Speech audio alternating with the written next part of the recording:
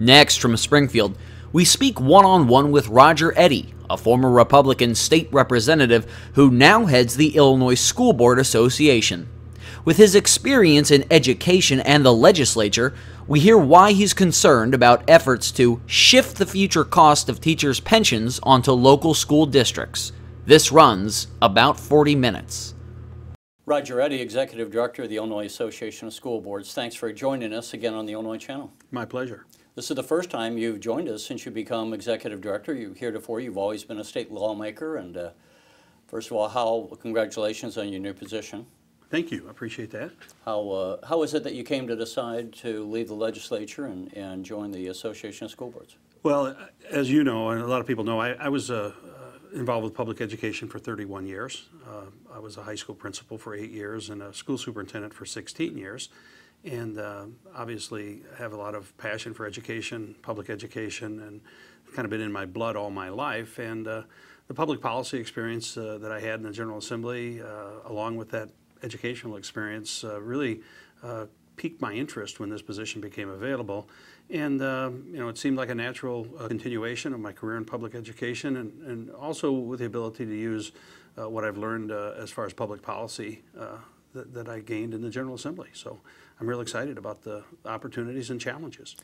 You were always one of the point people in the Republican caucus on the budget issues. It seems to me that you really have a unique experience to bring to this, as you said, both your background in education that you have, but also few people have the insights into the budget and the legislative process of putting together the budget that you bring to the table. And one of the issues that everyone knows is plaguing the state and hanging over education as we start the new school year is this whole question of pensions and how they're going to be afforded. Something like 56% of, there's 5 pensions, we should say, in the state, but the largest is the teachers' retirement system. And the question is, how do we afford that? I'm saying for the background of our viewers that one of the issues here is if we should shift the cost, as Speaker Madigan wants to do, the future costs of those pensions to local school districts. What are your thoughts on that proposal? Well, obviously the payment that's due to the 5 systems at this point has grown for various reasons through the years to a point that it seems to be crowding out spending in other areas, whether it be for human services or general services, public safety, you name the area, including education, of the state budget. So the concern is genuine, and I understand that because during the last couple of years I was in the General Assembly, we had to cut services to people, even the disabled. So it's a legitimate concern. It's one that I think has finally come home, and the General Assembly is beginning to realize the dire consequences that have been caused by some of the irresponsibility of the past. And I'm not necessarily a proponent of shifting that cost to local school districts. I certainly am a proponent, along with lots of other people, in trying to deal with the problem, but I don't see a cost shift as being something that's going to really fundamentally reform pensions. I want to get into various aspects of this, but when you say you don't see it, to what extent are you talking as yourself, and to what extent are you getting feedback from the members of the Illinois school boards? I'm hearing all over the state from individuals that deal with school budgets, that are serving in capacities as school board members around the state, the difficult choices they're having to make right now related to school functions and programs and staffing levels. So obviously any additional expense that the local school district would have to incur related to a shift of the costs associated with pensions would be something that would be very difficult to deal with. That's a common theme throughout the state, and I don't care if you're from downstate, mid-state, or even in the suburbs. It's very, very difficult at this point to provide the services. And I want to emphasize this for the viewers. When we are having ongoing negotiations now about addressing the pension reform issue, this whole issue of cost shifting is one of the key hang-ups between the two parties, the way they're approaching it. The Republicans, as I understand it, are pretty much adamantly against it. Those who are for it would say it brings accountability, that we ought to have those who are putting out the salaries for their employees be responsible for the pensions. What's wrong with that argument? Well, first, you mentioned that primarily the Republicans are opposed. I think a lot of downstate Democrats are concerned with this as well because of the... And we should say you're from downstate, so right, you know right. your And I think colleagues. both sides of the aisle, there are some concerns, although I think Leader Cross and Leader Radonio have been pretty vocal about the fact that they won't support it from a leadership standpoint. I think there are a lot of downstate Democrats that have expressed some concerns about that possible shift as well. I think from just a standpoint of what we're dealing with related to shifting the costs, maybe we're looking at shifting the blame too. And I think that's part of the problem here. Where we're at today related to the unfunded liability of these systems really has to do more, and percentages and math proves it out, with the fact that the payments weren't made by both parties over a period of decades. There have been other shenanigans, not just not making payments, but in 2003 when Rod Blagojevich came into office, there was a pension bonding bill passed of $10 billion. But at the same time, the payment that year wasn't made.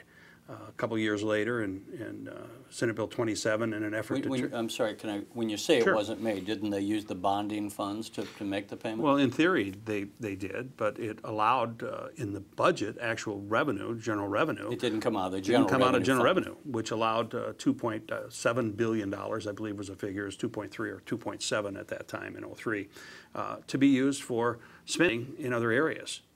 A lot of it was the expansion of social program. Medicaid was expanded. Schools received some of that money. Foundation levels were increased. But the point is, on the appropriation side of the budget, that was built in. And that $2.7 billion of additional spending became part of a recurring budget issue that we eventually could not sustain. So What it did is it avoided the pain, so to speak. It put up, just like people use their credit card, instead of living within their cash flow. Absolutely. The state borrowed, so they had $2.7 billion that they could then still give Sure. out and not have the fiscal discipline of saying we have to live within our means. Right, and in that same vein, in 2004 or 5, Senate Bill 27 was passed, which was an effort to rein in the cost of the pension systems. But for 2 years in a row, those immediate cost savings were taken, 1.1 and 1.2 billion dollars, another then 2.3 billion that could have gone to the pension systems, were used to fund programs, maybe some new, maybe some expanded, but added permanent spending on the appropriation side of the budget without permanent or any revenue, really, except from not making your payments. And then, of course, we borrowed the pension payment 1 year. So all of those in the recent past have contributed greatly to the unfunded liability. So what you're talking about are a series of decisions made in the General Assembly that have resulted in a large unfunded liability. So when you're going to, at this point, shift the cost, it appears to kind of be an effort to shift the blame as well. And school districts, by and large, did not have anything to do with the benefits that were set. The benefit of 3% compounded COLA was something that was passed in the General Assembly, for example. I mean, I think it's important that what we just said, to lay the facts out on the table is how we got to where we are arrived. But nonetheless, we are where we are. We are where we are. And we have to do something to change the current course of spending because it's unsustainable. So just to re-ask on that one question, what would be wrong with those people like Elaine Necritz, who's the chairman of the House Pension and Personnel Committee? She's for cost shifting. She says you ought to have skin in the game as districts. Why is she wrong? Well, school districts didn't create the problem. School districts didn't create the system, but they're being Going forward, asked. though, she would say you ought to be accountable since you set the salaries. Going forward, school districts are being asked to be accountable for a pension system and benefits that were established by those other than the school district. Again, when you talk about some of what some people point to as the egregious benefits of the system, the 3% compounded COLA comes up all the time. The 3% compounded COLA, which is creating much of the expense that we're talking about, was not something that school districts came up with. That was passed in the General Assembly. So if that is indeed one of the major cost contributors to the unfunded liability, then going forward, school districts will be responsible for a benefit that was established, a cost in the General Assembly. So I think we have to really look at where this evolved, and even the formula itself that establishes the amount that is due every year includes, for example, an 8.5% assumption of return on investment by those systems. That's the current assumption. That's the current assumption. So if Now, that were to change, can we interject just for Sure. those who don't run pension systems? I mean, the pension gathers a lot of money, and they don't have to pay it out until some years later. right? In the meantime, they make money on the money sitting there. The more they make, the easier it is to pay those benefits down the road. So with that in mind, you're saying they currently assume an 8.5% rate of return on the money they have parked. But that's probably not a reality. Well, today it's certainly not. Now, if you look at TRS, for example, in some good years, they've doubled that rate of return, and obviously in recent years, that hasn't been possible. But I think the point is, any change in that assumption in the formula going forward would result in a Higher payments that need to higher be payment made. that would be made in the future. Because if your money's not making that money, Exactly. you have to increase the contribution to make up the difference. Right, and so just those types of issues, I think, are still concerns for school districts. One of the ones that I hear quite often from school districts and business officials is, what if in the future a benefit is added to... By the legislature. Sure, they're the ones that have control over it. They created the system we have, and in the future they're able to add a benefit that incurs additional costs. And oftentimes in Springfield, as you know, and I think everybody understands, there are certain political pressures involved with campaigns, and sometimes things happen that please certain groups. So when that happens, right, who would be responsible then for any benefit enhancement in the future? Those would be passed in the General Assembly, but then school districts would be responsible for those. Right. Has there been any discussion, to your knowledge, to break that logjam, if the legislature were to raise benefits in the future, that they would have to be accepted by a vote of the school districts? I haven't seen that, and I don't, Would that even be a workable solution? Well, the only thing I think that's brought forward is a constitutional amendment that would require a 3/5 majority for any changes in the future. Of the legislature? Right.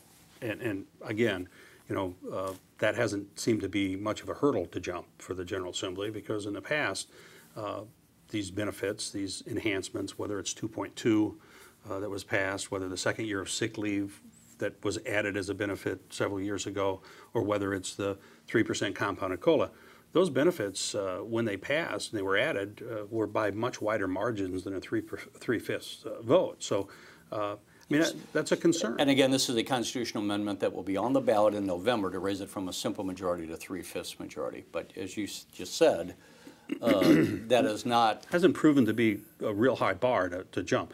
And there are a lot of pressures here, and we understand political pressures. We understand that people are going to, in the future, advocate for certain benefits. That's their part of this. They're going to do that. What guarantee in the future, then, would we have as school districts that those benefits might be enhanced or cause us additional costs, and there would be absolutely no control that school districts would have over that in the future? And the threat to the school districts is...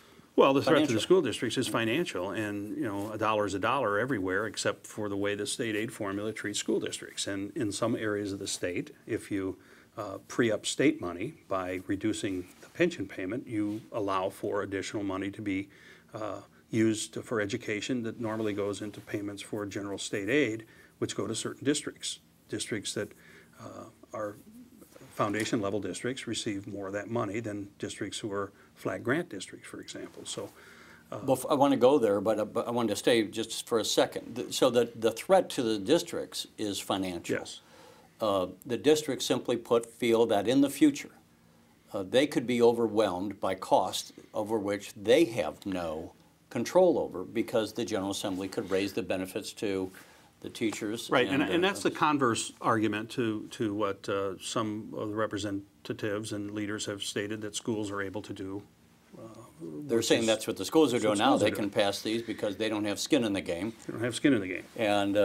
And then the other aspect, to what extent would the local taxpayers, the property taxes, be threatened by going up, which I don't think anyone feels they're undertaxed on their property taxes in Illinois right now. No, and that's really the key, is how districts are going to make up for the financial pressure that would be caused by a shift. Now, it's a long period of time. One of the arguments is that over a period of 10 to 12 years, I guess, is one of the proposals, that districts could work that into their negotiations, their collective bargaining, knowing how much they have. Just make sure that, you operate within a framework that you take into account the gradual shift. And I understand that, and obviously that's something districts like about the proposal, that if it's going to happen, that it would happen over a long period of time. But the real issue is that in those intervening times, from 0 year to 12, maybe you know what the expense is right now. Maybe you can even calculate it. But what if the circumstances change? What if benefits change? What if some of those things we talked about earlier that you have no control over contribute to an increase? Then 12 years may not be a very long time, and in fact, during some of those years, it could be quite a spike that you'd be responsible for, depending on what might happen with either a benefit or a change in the assumption of the 8.5% calculation, for example, all of which we really have no control over. Now, one of the other things I think that you were getting at is when we look at school districts, they're not all treated equal in the law. The formula is different, right? And this is something you know far more about than I do, but the Chicago area school districts are treated differently than the downstate districts. Well, there's really basically a couple of different areas of funding. One is general state aid, and then one is mandated categoricals. Of course, you have another whole area of grants and individual type things. But generally speaking, the general state aid formula was devised in such a way that if you have very little property wealth or ability to raise money locally, then you get more money from the state through the formula. Those districts are kind of referred to as foundation level districts.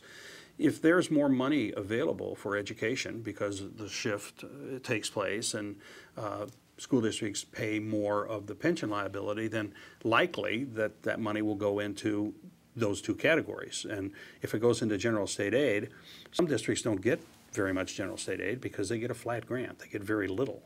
So they're really paying more on the pension cost shift and getting almost nothing back by redistributing that money to the formula. Now, some people would argue that that's fair. That's a way to redistribute the wealth in the state, but it certainly is, again, something that doesn't treat everyone the same. And the way that does work is Chicago is a foundation level district. So that's a shift of money toward that area of the state, as well as downstate school districts that don't have much property. Now, to what extent is that a political problem within the legislature? Because 2/3 of the legislature comes from the Chicagoland area. Well, I think that the suburban districts that don't benefit much at all, if at all, from a cost shift, because they're not going to probably receive very much of the redistributed money, number one, but they're also going to pick up the shift, aren't going to be very interested in it. Now, some areas of the state that have low property value or they receive additional amount of state aid might be, but they would almost have to individually calculate that to see if, and then again, you have to trust that the money will actually be appropriated that way in the out years. I mean, you have to trust that that's going to happen. I think the other issue that's come to fore is that in the mandated categorical arena, Chicago receives a little bit more money than what they would be due based on the percentage of students that they have.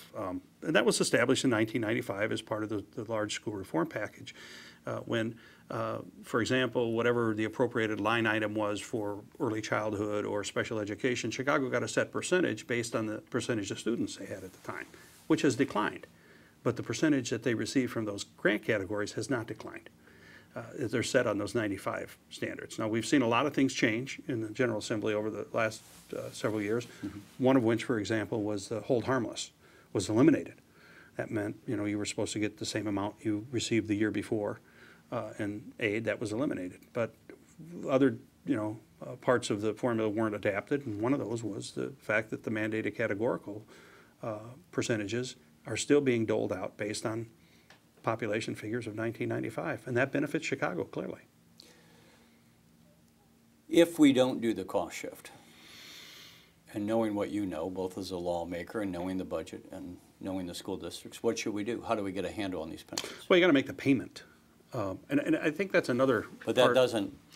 I mean, that may help us going forward. But how do we adjust to the unfunded liabilities that are out there? How do we fund those? Well, you have to make the full that payment. Haven't been paid for. You have to make the full payment. Now, there are some proposals that are coming from some lawmakers. I saw one the other day that kind of pledged the amount of money that we have been paying in the interest and the payments from the borrowed money to make sure that that money continues to be pledged to the pension payment. That was one. Another is to really look at some of these benefits and come to some kind of an agreement as to how we might, going forward, get an additional amount of money perhaps from employees who are the direct benefits of the benefits that we're talking about. They directly benefit. But I think any reform, if you're going to use the word reform, to me is changing this system significantly, positively, in a way that's going to make the biggest difference.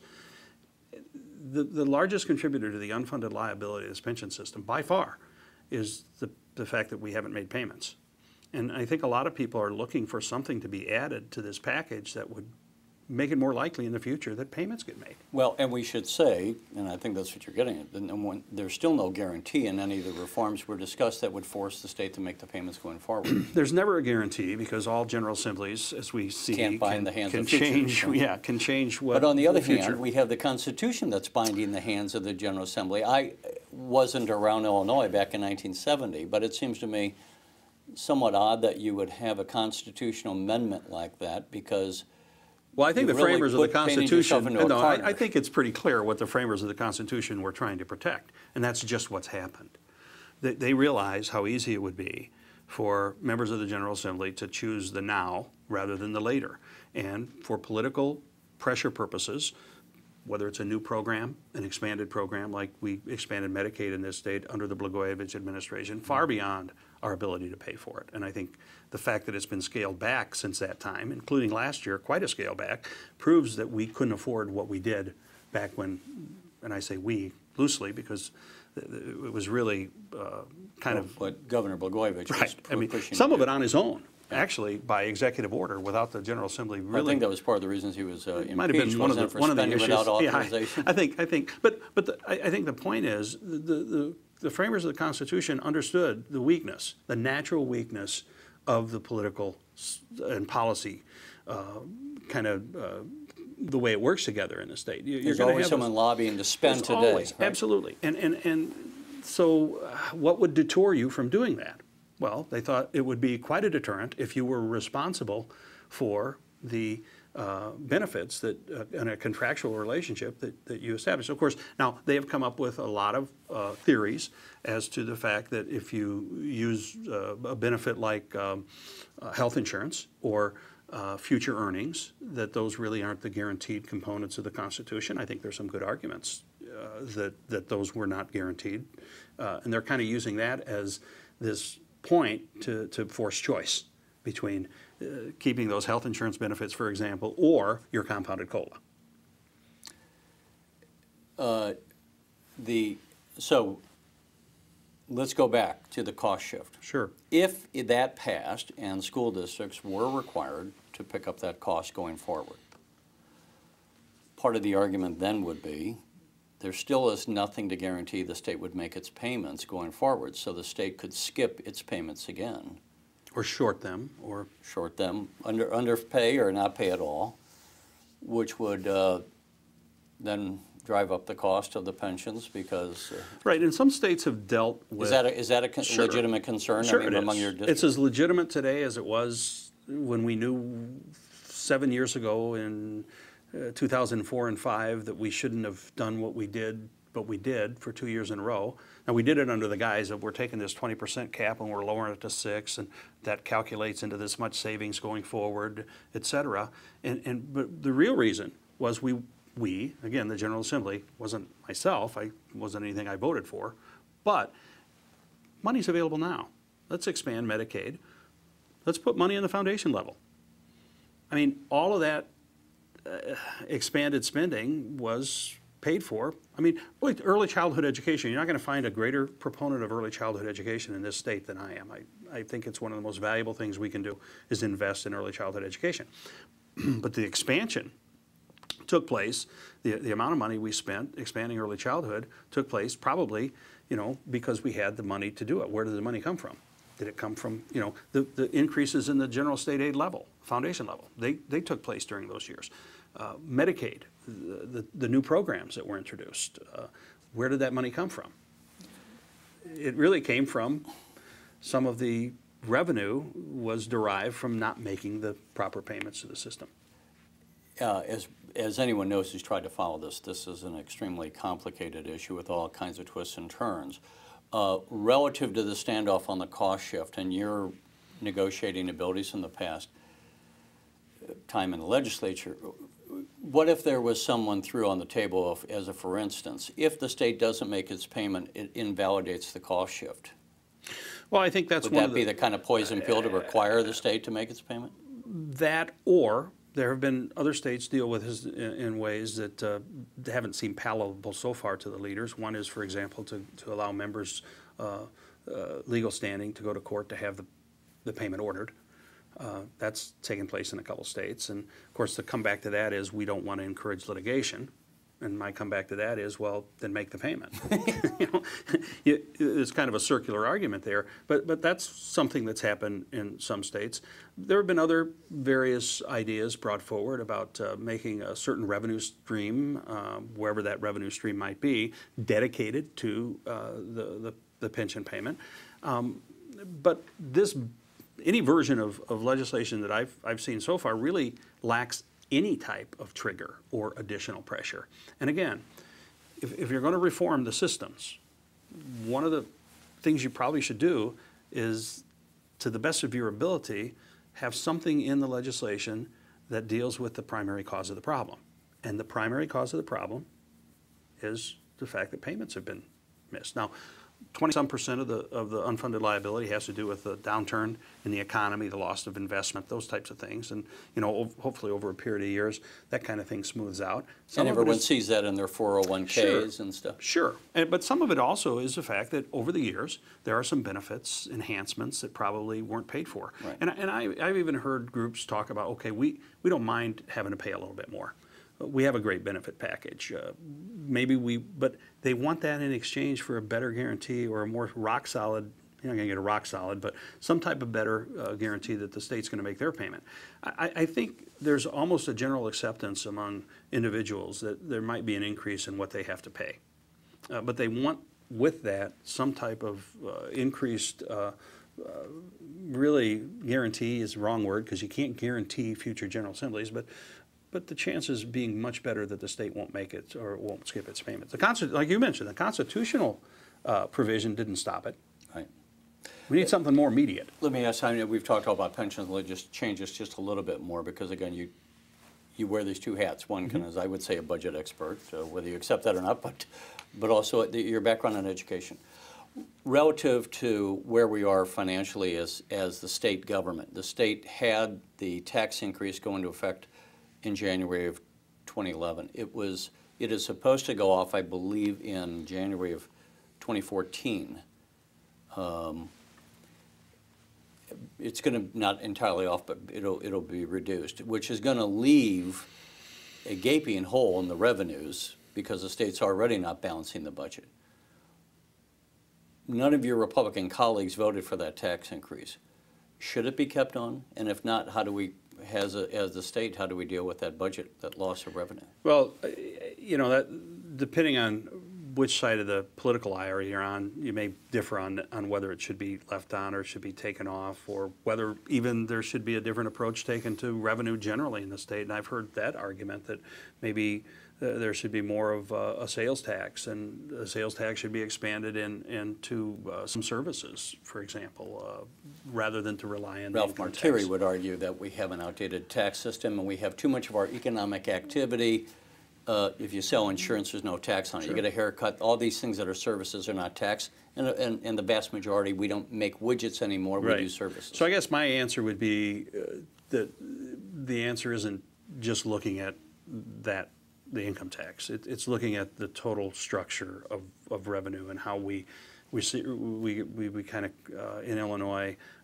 compile revenue. And if the dollar amount needs to be achieved, first of all, let's get to where that is. And clearly, a few years ago, the thing that needed to be done first and foremost was to stop the level of spending or to curtail it because it was out of control. No matter what your revenue source was, Medicaid, for example, there was no combination of all the revenues that was going to be able to pay for the expanded or the growing expense going forward. So, I think that's a challenge that the General Assembly is going to have to meet, though, at that. What do you think of the reforms they've had? They've reformed Medicaid. I mean, one. Well, some of them are painful. I mean, they're some looking of them at the pensions very at least. difficult. And the other thing is, at least within the House, they start off by saying, we're going to presume this level of revenue, and we're not going to spend above that. Are these positive developments, or how would you characterize them? Well, I call them stabilizing for the economy of the state. I mean, there's short-term pain. There's no question about it. I like anybody else, would look at the types of cuts that were made. And, for example, in the Medicaid cuts, some of the prescription services, I probably would have not supported those types of cuts. But on the other hand, maybe I would have supported looking at more closely whether or not a person should have access, or based on income level or verification or eligibility. Yeah, I mean, and that again, you can argue over it, but I think there are some that are going to be pretty hurtful. Some of those Medicaid cuts are going to be pretty hurtful. I think you have to look at all costs. The education budget is just one part. The nursing home budget, the bed tax, when it was passed, that didn't help things. I mean, there are a lot of issues here, but for the General Assembly to really look seriously at reducing or scaling back the income tax to a point where it's going to be back to 3% over a period of years, they're really going to either have to, there's only two choices in a budget. You're either going to have to make further cuts, which will be painful, or you're going to have to look at sources of revenue to replace what you're diminishing income tax-wise, and there will be those that will argue against those. There'll be a lot of people that just say, scale it back, live within your means, this is how much you have. But I also think you get to a point where when you begin to cut some of these services, you better have some other alternatives. Public safety is, the governor's dealt with Department of Corrections issues and closing prisons, and how do you save money in the Department of Corrections? He's done it he's tried different ways. He's tried to not pay raises, right? He tried to cut back on the number of personnel, then you have an unsafe situation, and then you begin to try to close facilities, and you have issues related to the judge coming in and stopping the transfer of prisoners. So it's a difficult issue. There's no question about it. If you're going to achieve that, you really got to have some plans, because you can't just close mental health facilities and turn people out in the streets, for example. You have to have some reasonable plans to go along with your fiscal goals. And then before we close out, aside from pensions, and I apologize, maybe we spent too much time just on that one issue, but you're brand new to the role, but you're not brand new to education. You're just new to the executive director role. What are some of the other issues? What are some of the primary issues that you're looking at and hearing from your members as you start this new school year? The school governance and local control is always going to be an issue for our association, and there's a lot of things happening right now related to charters and authorization of charters, for example. And charter schools. Charter schools, yes, I'm sorry. Charter schools, and how those should be expanded, or how they should even be authorized. There's discussions there. We have 2 school boards in the state that actually have been targeted for the members being dismissed by the state superintendent of schools, one in East St. Louis and one in North Chicago. So we have to work through some very difficult questions there related to governance of those local districts, and if they are subject to a takeover, for how long, and how are we going to get boards functioning back in those districts. We also have the Classrooms First Commission, the reorganization issues. the C word, consolidation, and whether or not that's something that we're going to face in any kind of a forced manner. It doesn't look like it. I thought Lieutenant Governor Simon did a stellar job with the Classrooms First Commission of taking a very difficult issue and one that's very emotionally charged and doing statistical data research that yielded a good report. There's no shortage on issues that we're going to be facing, whether they're going to be fiscal issues, whether they're going to be governance issues. I think you know, the years that are forthcoming are going to be challenging, but they have great opportunity as well. For example, the reform legislation that we passed, Senate Bill 7 a few years ago, the implementation of Senate Bill 7 is going to be taking place in the next several years, and how hard is that when, I mean, there's the Principals Association literally across the street from you. There's the school administrators. Yeah. All of you in what I would say are in the management. You know, we often hear of teachers often, and just a lot of people, I think, when they hear of education establishment, they think merely of those who are the labor force. Sure. You're the management. How disruptive is that to the schools and the school administrators when the lawmakers pass these? Not to say that they shouldn't pass them, but you have to factor the new rules into the application. Yeah, you know, I think it's it's more of an issue of implementation and the timeline for implementation and making sure that it's really kind of scaled in a way that it reasonably can be done, and you know, that you get it done right, and maybe not right away, but that this training, which is, I think, very important. I was one of the co-sponsors of Senate Bill 7. I don't think the notion that there should be value added performance evaluations is a bad notion. Of course, the devil's in the details. How do you then measure the student performance? Is it on one test? Is it on a series of tests? And then how do you evaluate the teachers? We have to change. We have to train every single principal in this state on a totally new evaluation system and really theory. That legislation also included the fact that superintendents now do a performance evaluation of principals.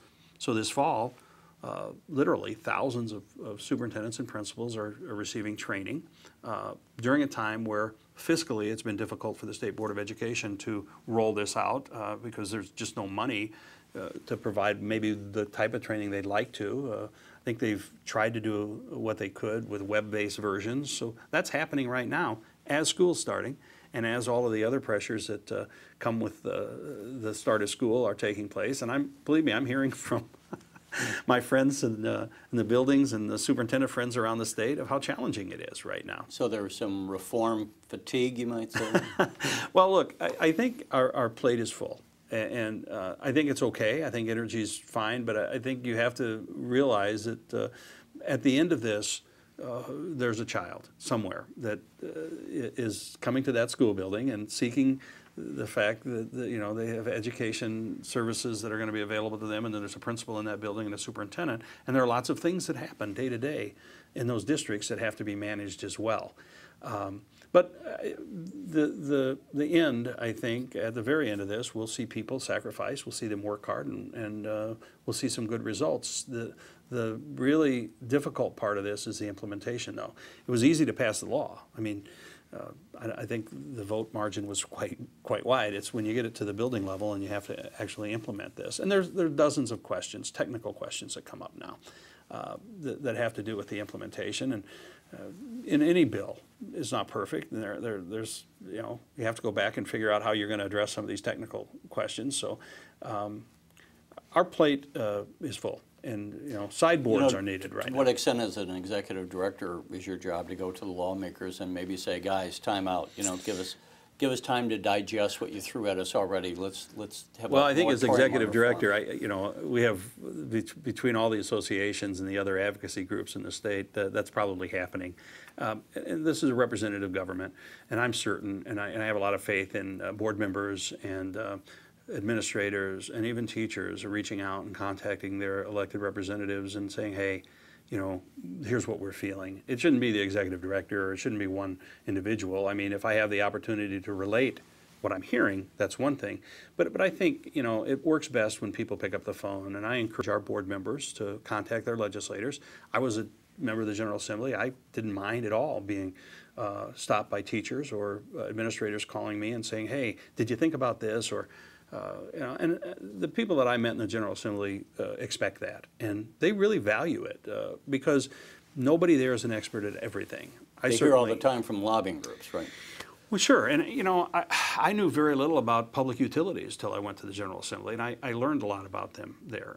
I came from a rural area, but some of the issues related to agriculture that were unique to weight limits on trucks, for example, until the people who drove those trucks or the farmers who hauled that grain contacted me and talked to me about the nuts and bolts of the practical problems. I really didn't understand it, and I appreciated it. I appreciate it when a small business owner calls me and talks to me about how a certain retail tax or a retail decision that we make might have an effect on their business, which affects employment. I mean, no one can be an expert on everything. Absolutely not. And so I encourage board members, and I encourage teachers and parents to contact the members of the General Assembly and say, hey, here's the effect it's having out here in our communities. And I think that is much more important than an executive director or a lobbyist. And I always felt that way. And I have a lot of friends that are in that business. But I always felt like 10 or 12 or 15 calls from home were a lot more important than a lobbyist pulling me off the floor to give me a fact sheet on something. So hopefully that's what's happening. The people are being contacted, and they're making their voices heard, because that's how this works best. Well, Roger Eddy, we appreciate you taking the time to talk with us. Hopefully something, whatever happens on the pension reform, is going to put the state on a little more sounder financial footing. We hope so. And, whatever it is, the School Board Association, by the way, has been very involved in the discussions. And we were back when, for example, 2.2 was implemented, or the second year of sick leave. And in all those cases, I think the School Board Association, maybe in a couple of those cases, solidarily opposed some of the expansions in those areas. So, because they just weren't being paid for. And hopefully in the future, our involvement, the involvement of all the education groups, will yield something that's going to be a positive difference in this pension issue, because there's no doubt that it's something that is a looming problem, and something that at some point or another is going to either affect negatively our credit rating, crowd out spending. You name the dire consequence, but it's going to happen. So we do need to work on it. And it really goes to show whether, you have a student or no kids, anyone living in the state of Illinois is going to be impacted by this debate and how it's resolved. No question.